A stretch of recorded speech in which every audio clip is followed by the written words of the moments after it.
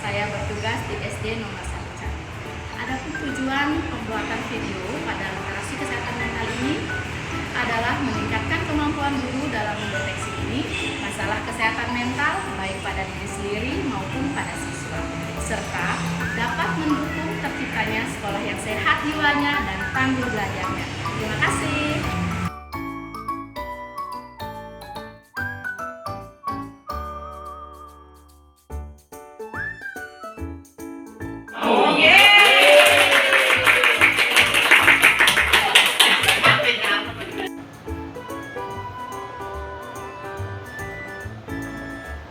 Terima kasih teman-teman semua atas waktunya pada hari ini.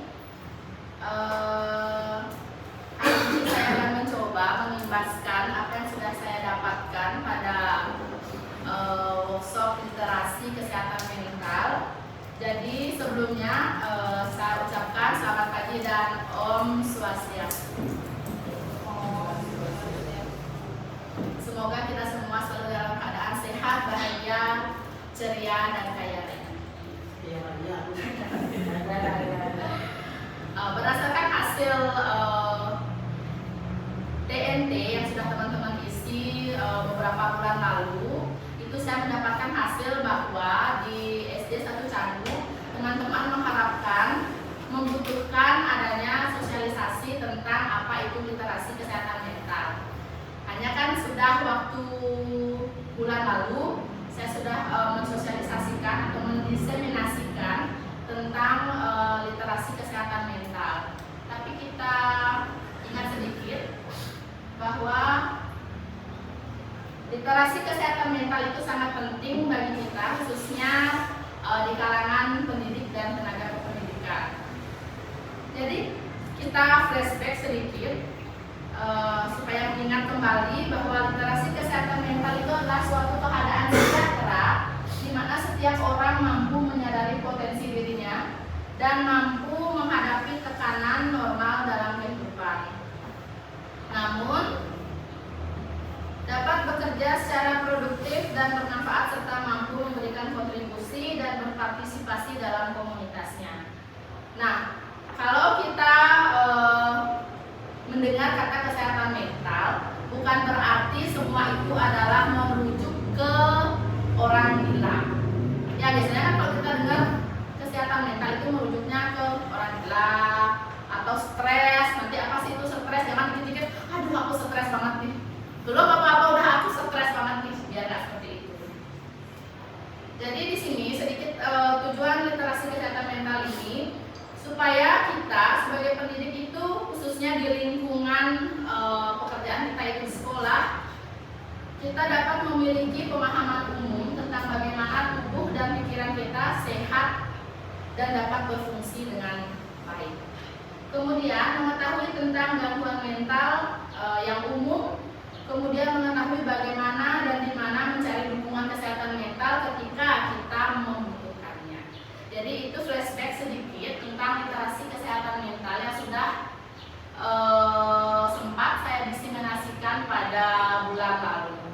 Nah, untuk mendukung literasi kesehatan mental yang sudah Bapak Ibu ketahui secara singkat, kita akan merujuk ke manajemen stres, yaitu bagaimana kita mengenali dan mengendalikan stres.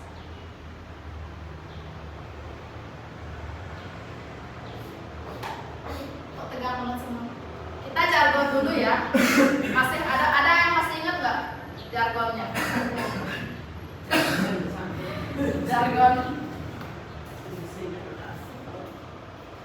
Jargonnya gini. Atau mungkin Miss Yusa masih ikut. Apa Miss Adis? Ingat.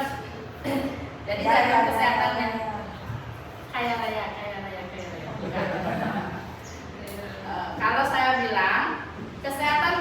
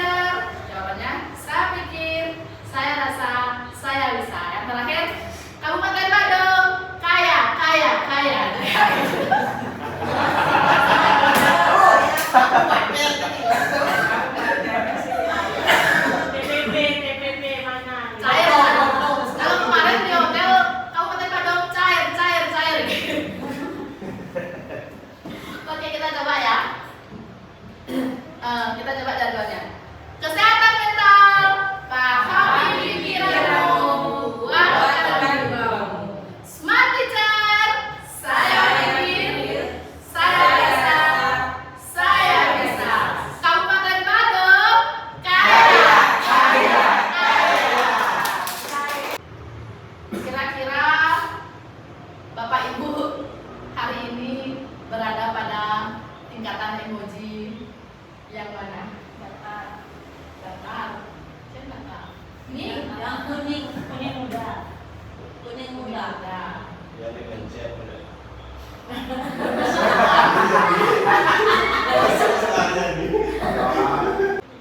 Ya, jadi kita semua pasti punya tingkatan emosi masing-masing ya, teman-teman ya. Setiap harinya pasti emosinya berubah-ubah ya. Kalau misalnya apalagi yang mengalami mood swing gitu, seperti datang bulan, sayang sekali kita tidak bisa hadir pada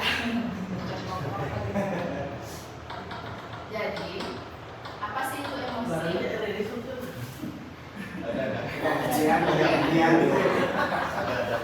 Dari samping. Kita video call-nya yuk.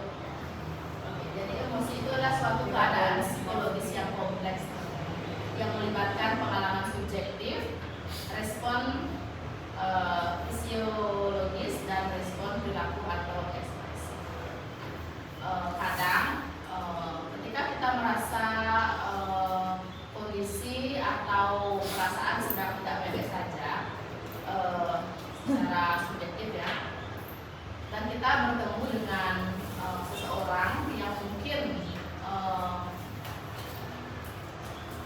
artinya yang mungkin membuat perasaan kita tiba-tiba menjadi berubah karena ada aura seseorang itu ada aura seseorang itu yang padahal kita nggak kenal, cuma ketika kita melihat orang tersebut kita udah nggak suka gitu, padahal kita nggak kenal sama orangnya. Nah, ada aura seseorang yang seperti itu, atau ada juga aura seseorang yang memang memberikan vibes yang begitu positif. Ketika kita melihat atau bertemu mungkin dengan segerumunan orang, kita tertarik sama orang itu, baik itu mungkin suka gitu melihat dari face ataupun dari gerak-geriknya, kok kayaknya orang ini baik nih, gitu. Kita bisa menilai seorang secara kayak menebak pasang mata gitu dan tanpa kita mengenal. Karena emosi ini akan sangat mempengaruhi di mana kita saat melakukan aktivitas. Terkadang ketika kita tidak bisa mengontrol emosi atau perasaan yang kita miliki, ketika kita, kalau posisinya kita menjadi seorang guru, supaya jangan sampai kita melibatkan peserta didik sebagai alasan kita marah atau apapun.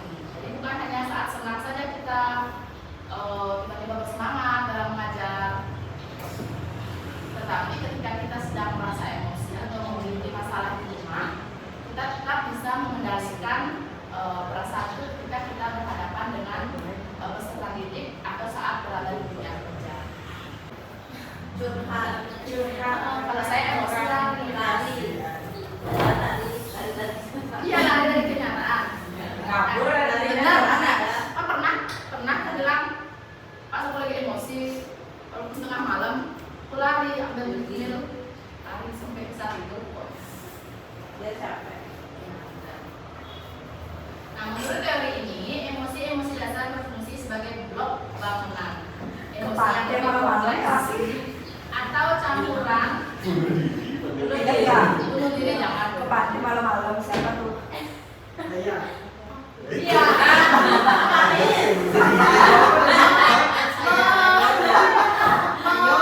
Meredam stres. Tapi enggak. Saran buat teman-teman, kalau misalnya lagi emosi yang berlebih, punya masalah keluarga, masalah hajat hidup, masalah keuangan, pokoknya perdebatan yang nggak bisa kita menangkan, solusinya adalah mundur satu langkah, kemudian tarik nafas, duduk dan berpikir. Jadi ketika kita emosi, kita perang duduk, nggak akan bisa menyelesaikan masalah. Kita cukup mundur satu langkah. Ya, dengan cara kayak gitu nanti kita ikuti suasana, kita ikuti yang hari seperti apa, jangan jangan kita perang duduk atau apapun dengan sopan, sangat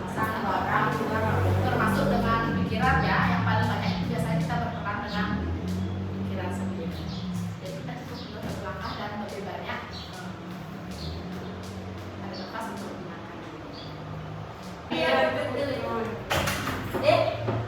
pagi. Selamat pagi Pak Gusti. Ini saya sudah emosi. Kehadiran Bapak. Ini saya pagi-pagi udah duduk murid ini nambah lagi. Oke. Nah, teman-teman di sini ada 3 komponen emosi yang sudah saya sampaikan tadi. Ada pertama komponen subjektif, di mana bagaimana pengalaman emosi seseorang. Kemudian yang kedua komponen fisiologis, bagaimana tubuh bereaksi atas emosi tersebut. Yang ketiga komponen ekspresi, bagaimana perilaku yang muncul atas emosi yang terjadi. Nah, teman-teman, dari 3 komponen emosi ini semua pasti pernah mengalami. Mungkin Pak Gusti bisa sedikit berbagi cerita.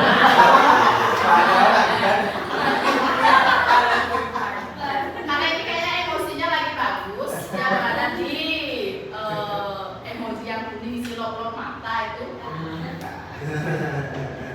Jadi coba mungkin Pak Gusti punya pengalaman kalau misalnya dari komponen subjektif, bagaimana pengalaman emosi stres. Yang pertama itu ada eustress. Kalau eustress ini adalah stres yang mendorong kita menjadi lebih baik. Kira-kira kalau dari kalimat yang pertama, ini stres yang mendorong kita menjadi lebih baik.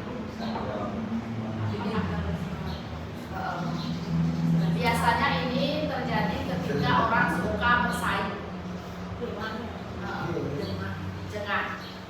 Maka berarti dia termasuk ke eustress. Jadi stresnya itu mendorong dia menjadi lebih baik, dia maju. Misalnya dia direndahkan sama orang, dia punya feel untuk saya diginiin sama orang ini, saya harus bisa lebih baik. Atau mungkin kalau misalnya kita anak-anak, kita bisa contohkan itu ada rasa deg-degan sebelum tampil di panggung.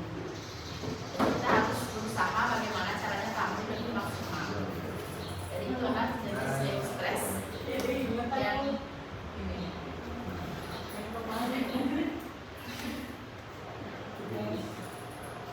Dan yang suka tampil di panggung, yang suka oh iya, soalnya melodi ya. Dustri gimana Dustri? Apakah suka deg-degan? Karena pulang ke peta. Enggak sih, lebih ke kalau tampil ada bicara. Iya. Kita ada dengan kemarin pas mau rekaman ya. Oh iya dengan sampai hilang lirik. Sampai ditempel lirik di dekat sound itu dengan baru nyanyi. Tapi itu jadi lebih Sudah patut Ya, sudah belajar hal yang baru. Yang kenapa? jangan sampai sekali saya. Kalau Pak Jon gimana? Deg-degan nggak? Kalau misalnya tampil atau bicara di depan orang, bisa Pak Jon? Enggak sih. Tapi setelah itu bagaimana cara Pak Jon mengatasi? Biasanya paling di awal 1 menit 2 menit itu saat mau tampil masa bekerja harus ingat kalau sudah berjalan sekian 2 menit itu tidak ada.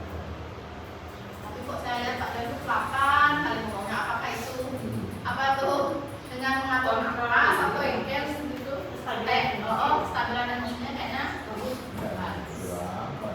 Sering meditasi.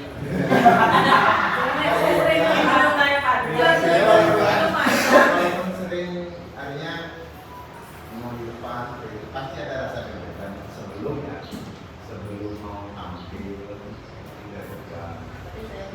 Waktu ingat coba lihat saat saya bicara atau gimana itu tangan Tak ya. Ingat tangannya aja juga Sama belakang. cincin merahnya.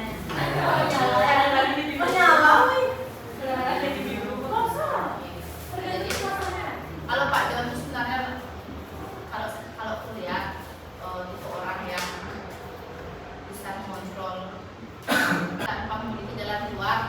Semoga tidak ada di antara kita dan tidak ada yang menuju ke jembatan kampung.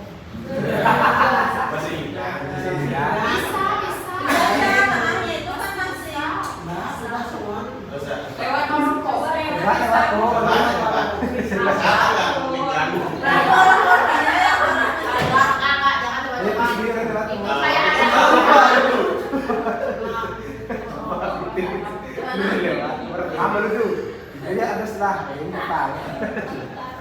Sumber stres, penyebab sumber stres.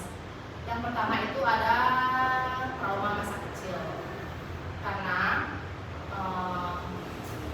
trauma masa kecil itu sangat berpengaruh ketika nanti kita sudah berada di saat kita dewasa, karena itu tidak akan langsung muncul terjadi, karena ketika kita masih kecil kita memiliki suatu kejadian yang membuat kita sampai trauma, tidak langsung kita rasakan, karena kan waktu kecil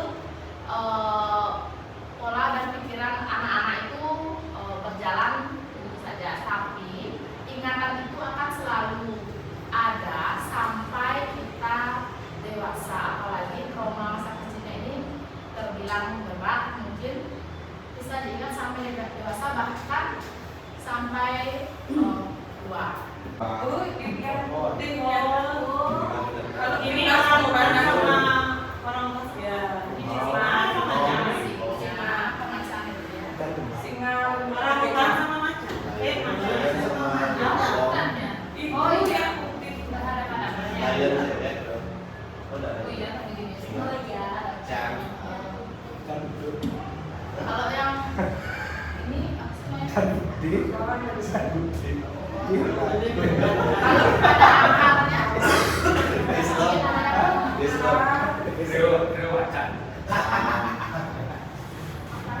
Ikan dari bawah. Oh iya. kalau dari gambar yang Bapak Ibu lihat setelah, artinya setelah teman-teman ada yang lihat gorila, gorila, foto singa, pohon, mungkin bagian akar yang lihat ikan. Ada apa sih yang artinya apa ya namanya?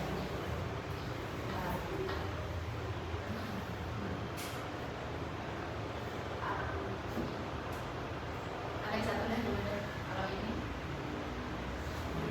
Kayak manusia. Air. Kalau bentuk wajah. ada yang lihat ini anak kecil mungkin. Anak kecil yang lainnya. Ada yang lihat nenek-nenek, karena kemarin saya tidak menemukan nenek-neneknya dan teman-teman yang lain menemukan Oh, iya, bahwa iya. ada seorang nenek. Itu hidungnya gede, terus itu mulutnya. Dagu dan Yang mulut. dia ada.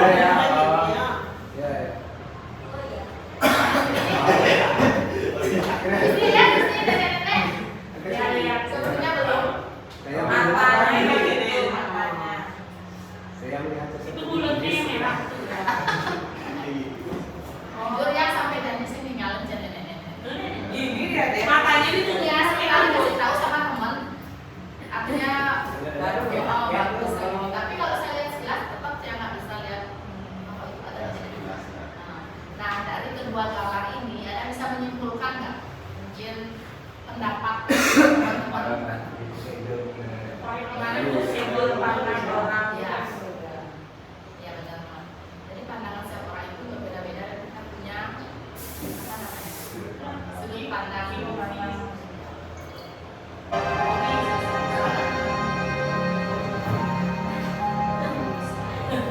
Kapanpun saya bisa selesaikan dengan era. Itu menghancurkan Bapak ya.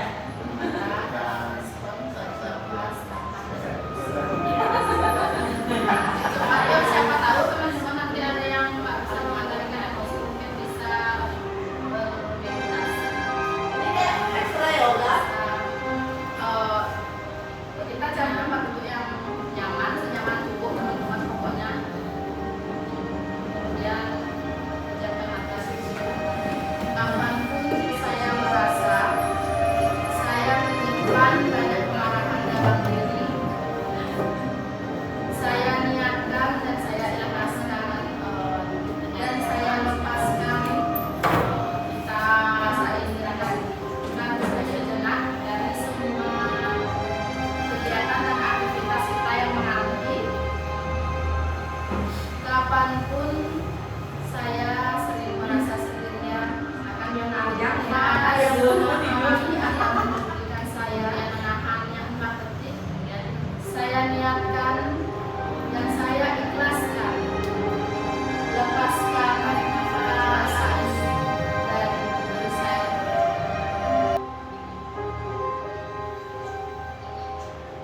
Kapanpun saya merasa tidak layak untuk sukses, kaya, ataupun mencapai mimpi saya niatkan dan saya ikhlaskan.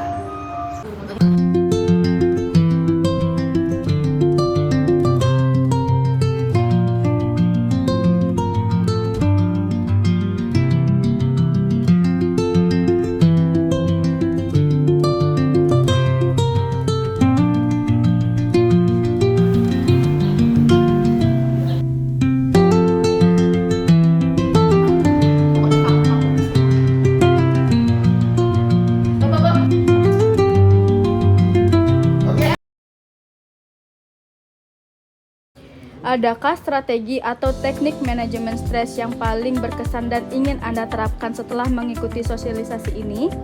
Setelah mengikuti sosialisasi literasi mental ini, teknik manajemen stres yang paling ingin saya terapkan yaitu teknik pernapasan 474. Di mana dengan teknik pernapasan 474, saya meyakini bisa menetralisir emosional ketika mendapatkan suatu masalah yang berujung pada kesetresan. Selain itu, saat menemui masalah yang terlalu besar, kemungkinan saya akan menerapkan mundur satu langkah daripada mengikuti atau melawan, sehingga terjadi perdebatan yang menimbulkan stresan semakin berat. Itu saja, terima kasih. Oke, apa pemahaman baru yang Anda peroleh tentang pentingnya literasi kesehatan mental setelah mengikuti sosialisasi ini? Setelah mengikuti pelatihan literasi sosialisasi mental, pemahaman yang saya dapatkan yaitu bagaimana cara mengelola emosi, strategi dan teknik pengelolaan emosi.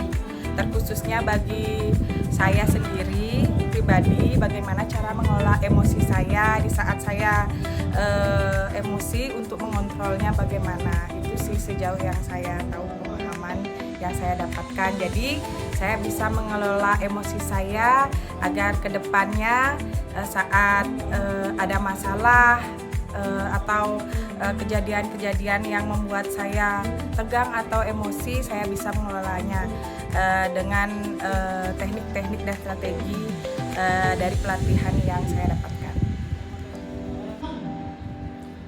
Bagaimana menurut Anda metode penyampaian materi dalam sosialisasi ini? Apakah mudah dipahami dan relevan dengan kebutuhan Anda sebagai pendidik? Ya, saya pribadi mengucapkan terima kasih karena ini sangat mudah dipahami dan relevan bagi pendidik. Relevan dalam artian yang saya terima adalah sesuai dengan tugas harian kita sebagai guru. Kemudian dapat langsung dipraktikkan dalam kegiatan pembelajaran, menjawab tantangan yang memang kita hadapi seperti asesmen, pengelolaan kelas, dan kurikulum baru. Saya rasa ini sangat efektif. Terima kasih. Sejauh mana materi manajemen stres yang disampaikan membantu Anda dalam mengenali dan mengelola stres dalam keseharian? Oke, materi manajemen stres yang telah diberikan membuat saya lebih mengenali atau lebih mengetahui bagaimana sih cara untuk mengelola stres atau bagaimana cara untuk mengelola pikiran dalam keseharian kita. Apa saran atau masukan yang ingin Anda berikan agar sosialisasi literasi kesehatan mental berikutnya dapat lebih efektif dan bermanfaat? Untuk sosialisasi selanjutnya agar menekankan hal-hal yang lebih nyata tentang keseharian terutama di sekolah untuk mengatasi permasalahan siswa, guru, orang tua, dan warga sekolah, dan diadakan sesi curhat dari semua guru tentang permasalahan yang pernah